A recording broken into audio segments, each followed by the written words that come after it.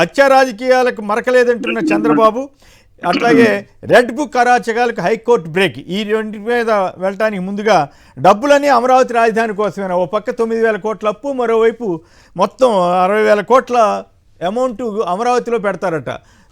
పురుషోత్తం రెడ్డి గారు, మీరు సమర్థిస్తారా ఈ పరిస్థితిని? మరోవైపు పేదల ఇళ్ల స్థలాలని వెనక్కి తీసేసుకుంటారట. అమరావతికి సంబంధించి 2 అంశాలు. నిన్న ఎంపీ గురుమూర్తి గారు పార్లమెంట్ అడిగిన ప్రశ్నప్పుడు కేంద్ర ప్రభుత్వం తేట తెల్లంగా 2 చెప్పేసింది. ఏదైతే ప్రపంచ బ్యాంక్ అప్పు ఇస్తుందో దాంట్లో 10% తప్ప మేమేమి చేయము.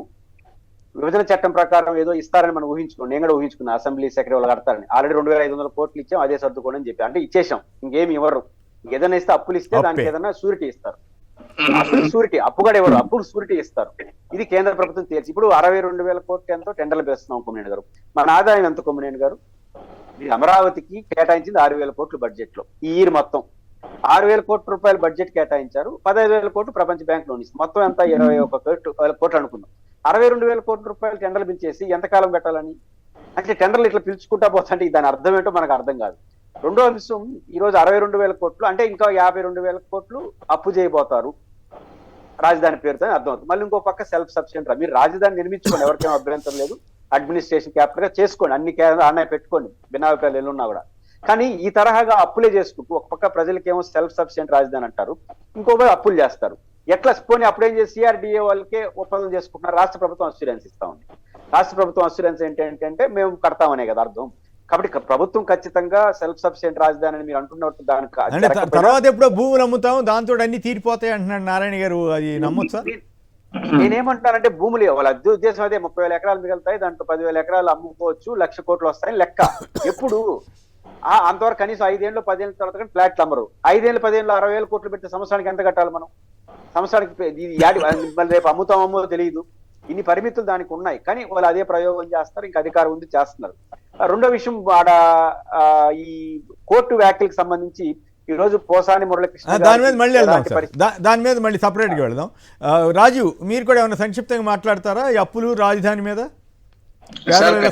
జగన్మోహన్ రెడ్డి గారు, ఇందాక పురుషోత్తం రెడ్డి గారు కూడా మాట అన్నారు. జగన్మోహన్ రెడ్డి గారు రాష్ట్రం కోసం అంటే అప్పుడు ఉన్నటువంటి సంక్లిష్టమైనటువంటి పరిస్థితులు, అటువంటి కరోనా గాని ఇంకోటి కానీ ప్రపంచ పెద్ద పెద్ద దేశాలే ప్రపంచంలో అన్ని అప్పులు చేసుకున్నాయి.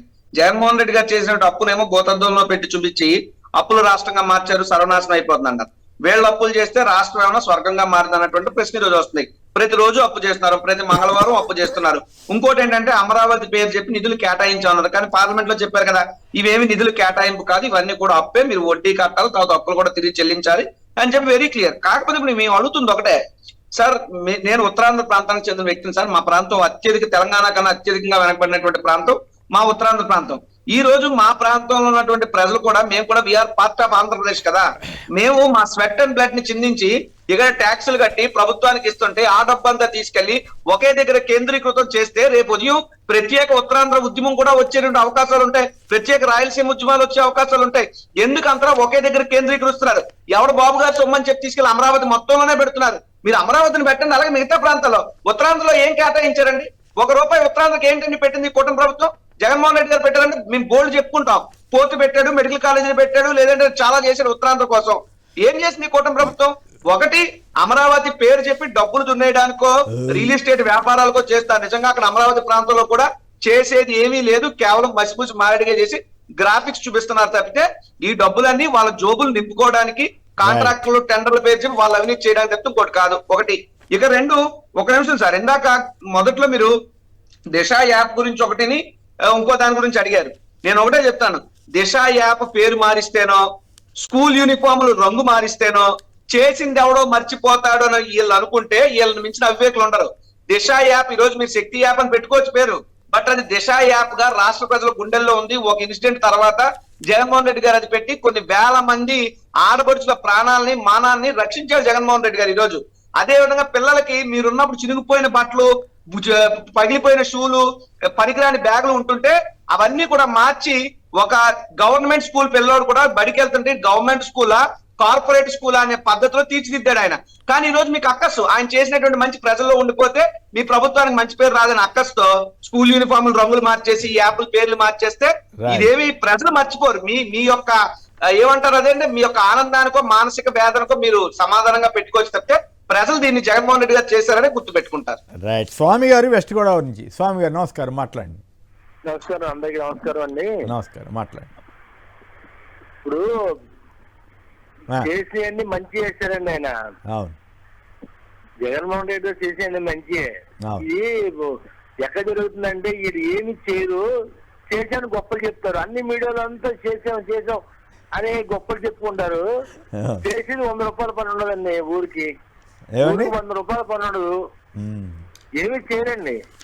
ఇంకోటి ఈయన రోజుగా యాక్షన్ వేస్తా ఉంటారు ఎవరు, పవన్ కళ్యాణ్ గారు రోజుగా యాక్షన్ ఏమో ఏ యాక్షన్ వేస్తున్నారు, జంజి వేసుకుంటారు. జంజి మరి మా కాపులు లేదు, అది ఆ గొడవ మనకెందుకు, అది ఏదో మామూలుగా అక్కడ ఏదో సంప్రదాయం కోసం వేసుకుని ఉంటాడులే, కానీ ఆ గొడవ మనకెందుకు, ఆ జంజాలు గొడవ అంతా. రైట్. కేసీ రెడ్డి గారు గురజాల. కేసీ రెడ్డి గారు నమస్కారం, మాట్లాడండి. ఛానల్లో ఉన్న వాళ్ళందరికీ, సాక్షి ప్రేక్షకులకి నమస్కారం, మాట్లాడండి. ఫీజులు ఇప్పుడు కాలేజీలో పిల్లలు చదువుకునే వాళ్ళకి ఫీజులు ఇప్పటి ఇంకా ఆయన ఎవరిని డెవలప్ చేస్తాడండి? ఆయన రాజధాని డెవలప్ చేస్తాడా?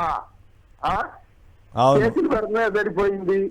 ఆల్రెడీ 60,000 కోట్లు టెండర్లు పిలిచారంటే వాటిలో 36,000 కోట్లకి ఏదో ఆమోదం వచ్చిందంట. చాలా అన్ని వేల కోట్లతోటి అక్కడ అంతా కలిపి 10 గ్రామాలు 29 గ్రామాలు అయినా కూడా 29 గ్రామాల్లో కూడా టోటల్గా ఉండకపోవచ్చు. మరి మొన్న నిమ్మల రామారెడ్డి గారి స్టేట్మెంట్ చూశారు, 4,000 కోట్లు కావాలి వెలుగొండకని. మరి ఇన్ని వేల కోట్లు ఇక్కడ ఖర్చు పెట్టేటప్పుడు అటువంటి ప్రాజెక్టుల మీద ఖర్చు పెడితే ఎక్కువ ప్రయోజనం కదా. సరే, అయినా కూడా రియల్ ఎస్టేట్ లాభాలు, రియల్ ఎస్టేట్ వెంచర్ చూసినప్పుడు మనం ఏం మాట్లాడతాం మిత్రమా.